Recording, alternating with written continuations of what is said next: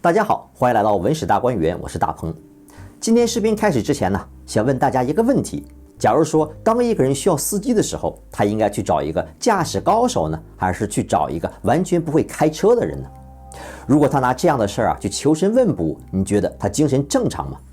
但是再有经验的农民也不能保证年年都丰收，再出色的将军也不能保证每场战争都能够取胜。娶了个美女当老婆，说不定惹来一堆的麻烦。想攀附权贵往上爬，搞不好呢却被下了大牢。如果有人认为这些事情跟命运完全无关完全靠人的头脑就能够搞定，你会不会觉得他的想法也是过于乐观了呢？其实这两种人在苏格拉底的眼里来看呢，谁也不比谁好，都是疯子。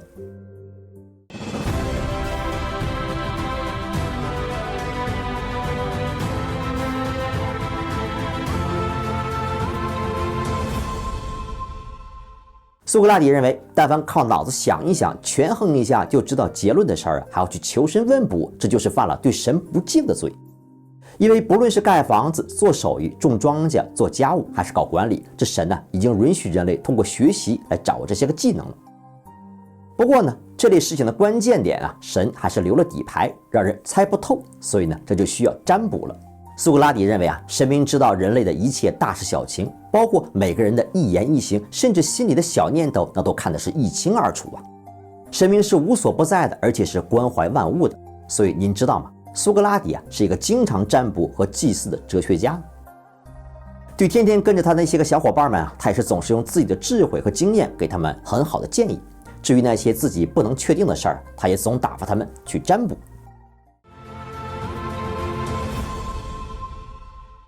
这一天，苏格拉底在街上碰到了绰号小人物的阿里斯托底莫斯。哇，这个名字可确实是够长的。按照惯例咱们就用阿里这个名字来代替好了。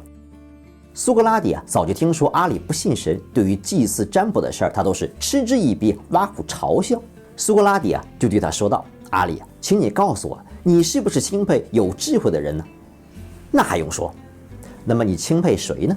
阿里是滔滔不绝。比如说这诗歌界的李白，戏剧界的莎士比亚，美术界的达芬奇，雕塑界的米开朗基罗。有人就想说，等等，大鹏，您说的哪跟哪儿对，因为阿里是古希腊的，他口中的那些个古希腊的大神，咱是一个也不认识，所以呢，干脆就拿这些个咱们熟悉的大咖来代替。苏格拉底继续问道：“那么在你看来，哪种人更加的才华卓越呢？是那些个能够雕琢出没有感知、无法行动、没有生命的雕像的人，还是那些个能够赋予造物情感、生命和活力的创造者？哪种更值得钦佩呢？”我发誓，能赋予造物活力和生命，这才是真正厉害的这可不是随便就可以做出来的，那得有大智慧才行阿里信誓旦旦地说。突然领悟到，我怎么之前没想到呢？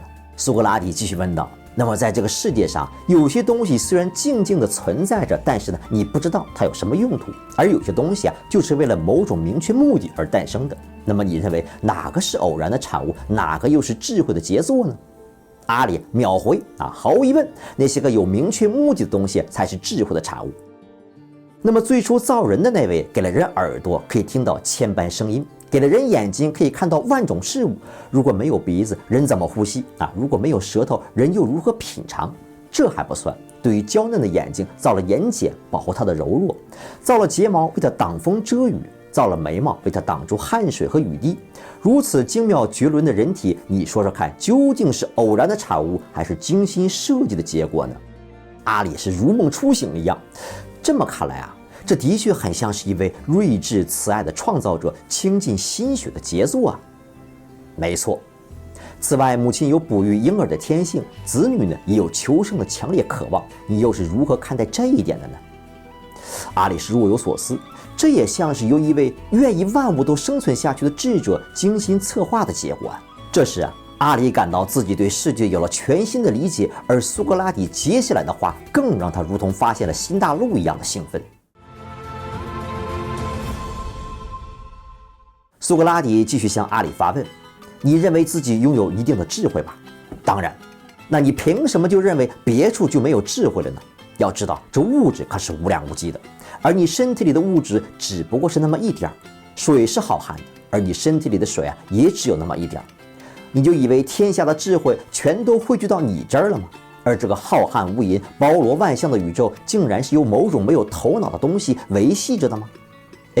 确实如此。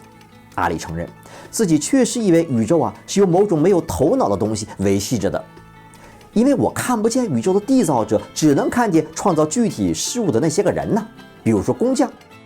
可是控制你身体的灵魂你也看不见了，难不成你所能完成的任何事都是靠瞎蒙，完全靠着运气才搞定的吗？阿里这下有点大梦初醒的感觉。这么看来自己原来的想法还真是荒唐。不过呢，他还是觉得神和自己的生活离得有点太远了。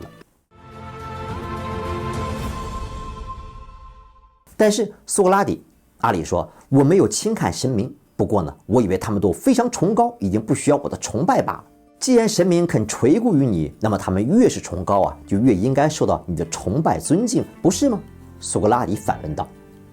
确实我确实没有想到这一点。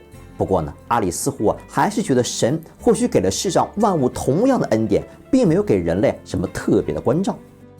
请放心吧，阿里答道，我要是知道神明是会关怀人类的，我绝不会轻视他们的。那么你认为神明不关怀人类的吗？首先，在所有生物中他们唯独使人类能够直立行走，这让我们能够看得更远。其次呢，神明把只能够使身体移动的脚给了匍匐行走的动物，却把这灵巧的双手赋予了人类。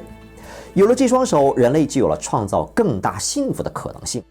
尽管所有的动物都有舌头，但神明却只把人的舌头造得十分的灵活，这样我们才能发出清晰的声音来表情达意而且神明不仅仅照顾人类的肉体，更重要的是还在我们的身体里安置了一个灵魂，这可是人类最珍贵的东西。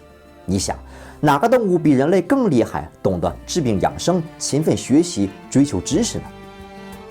苏格拉底接着说，你难道看不出来，人与动物相比，无论在身体还是在灵魂方面，都生来地就无比的高贵吗？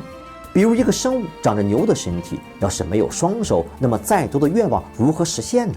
可即便有了手，要是没有智慧也白搭。像你这样一个拥有着两种美好天赋的人，竟然还会以为神明不眷顾你，那请问神明必须要为你做点啥，才能让你觉得他们是真正关怀你的呢？听了这番话，阿里应该是终于认识到神确实给了人类特别的偏爱。不过他仔细想想，觉得自己跟神明有些疏远。这个时候阿里说，要是神明也能给我派个专属顾问就像他们派给你的那样，告诉我干这个别干那个，我肯定就会觉得神明是关心我的了。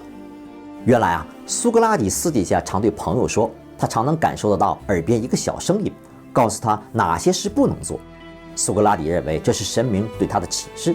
不过就算阿里提出了这样的问题，苏格拉底也没有被难倒，而是用了一连串的反问。他说当雅典人借占卜求问神明的时候，神明已经把这预兆给予了希腊人或者全人类。神明在警告他们的时候，不也是在讲给你听的吗？难道他们是把你当作唯一的例外，特地把你给忽略了吗？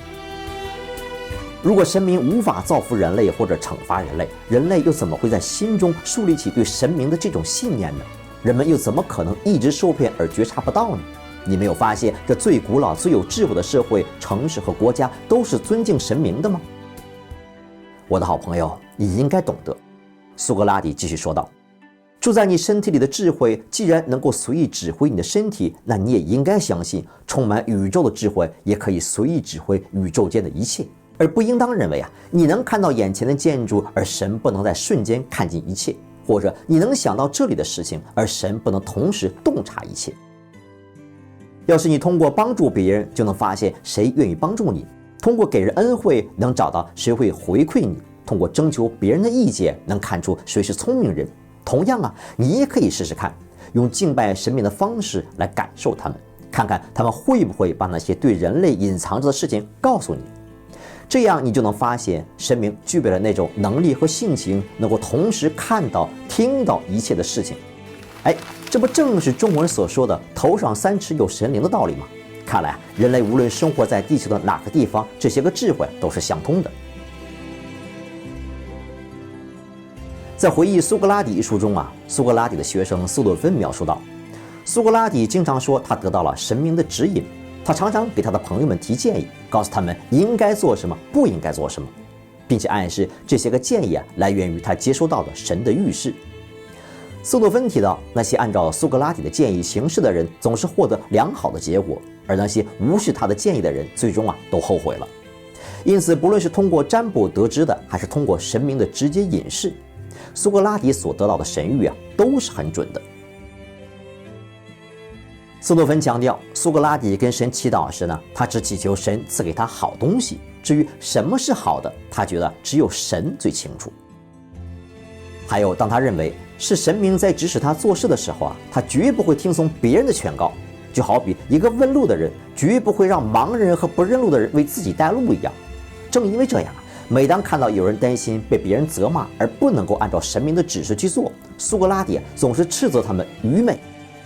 对他来说与神的劝告相比，所有人的意见都是微不足道的。原来作为西方哲学的奠基者，苏格拉底是这样的一个人，在神的面前他是如此的谦卑。屏幕前的您是哪一种人呢？关于这个世界，我们人类的来源的大问题，有没有从这位大哲学家的身上受到启发呢？好，感谢您的收看，我们下次节目再见。